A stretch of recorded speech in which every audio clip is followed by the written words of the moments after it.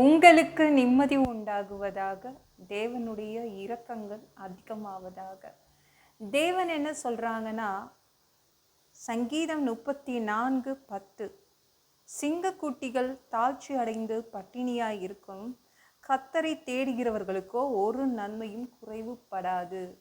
ஒரு நன்மை கூட உங்களுக்கு குறையாதுங்க, ஒரு இம்மி கூட குறையாதுங்க. எனக்கு அறிவே இல்லைங்க, உங்களுக்கு நன்மை குறையாது, தேவன் கொடுத்துடுவாரு.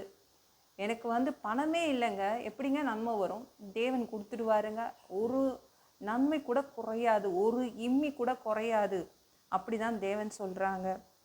சரிங்களா?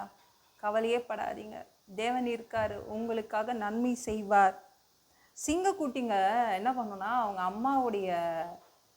அம்மா பின்னாடியே போகும். அம்மா சாப்பாடு போடுவாங்க, நம்மளுக்காக வேட்டையாடி சாப்பாடு போடுவாங்கன்னு அம்மா பின்னாடியே போவோம். அப்போ அவங்க அம்மா இருக்காங்கல்ல, அந்த அம்மா சிங்கம் அது மான் ஓடுற ஸ்பீடுக்கு இந்த சிங்கமும் ஓடி ஆகணும். அதால் பாய்ந்து பிடிக்க முடியலன்னு வச்சுக்கோங்களேன். ஒரு மானை வேட்டையாடும் போது அந்த மான் தப்பிச்சிருச்சுன்னா அப்போ அந்த சிங்கத்துக்கு சாப்பாடு கிடைக்காது. அப்போ அது குட்டிங்களுக்கு சாப்பாடு போட முடியாது, குட்டிங்க பட்னியாக கிடக்கும்.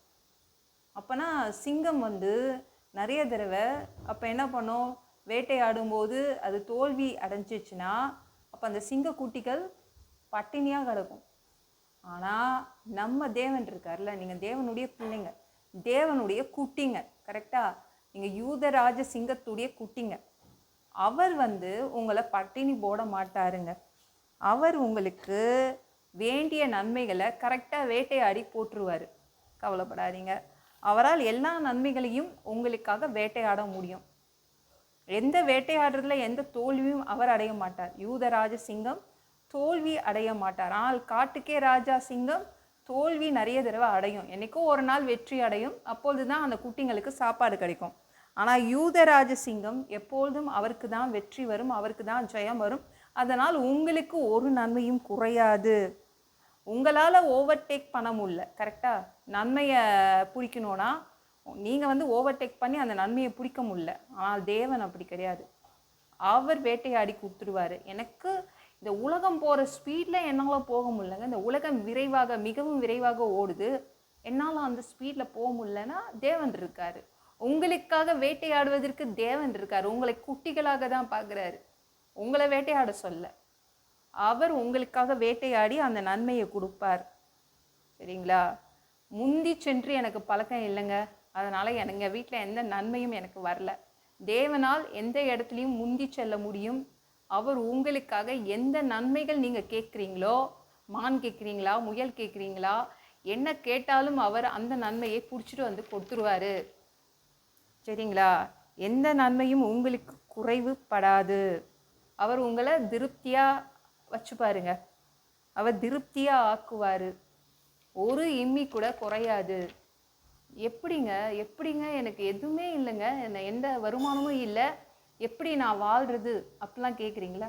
அவர் இருக்கார், அவர் உங்களுக்காக வேட்டையாடி போடுவார். அதை நீங்கள் பார்ப்பீங்க. உங்களுக்கு நன்மைகள், என்னென்ன நன்மைகள் வேணும்? வேலை வேணுமா? அந்த வேலையை அவர் வேட்டையாடி கொண்டு போடுவார். சரிங்களா? நீங்கள் தைரியமாக போங்க, வேலை தேடுறதுக்கு தைரியமாக போங்க. தேவன் உங்களுக்கு வேட்டையாடி நல்ல வேலையை கொண்டு கொடுப்பார்.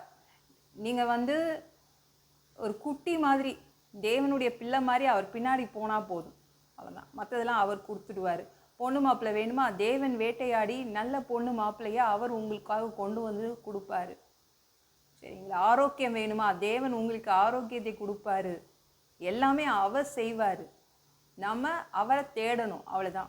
அவருக்கு பயந்து நடக்கணும், அது போதும். உங்களுக்கு எந்த நன்மையும் குறைவுபடாது, ஒரு இமி கூட குறையாது. ஓகேங்களா? இந்த வீடியோ பிடிச்சிருந்துச்சுன்னா மற்றவங்களுக்கும் ஷேர் பண்ண மறக்காதீங்க. கர்த்தர் உங்களை ஆசீர்வதிப்பாராக. ஜெபம் பண்ணலாமா?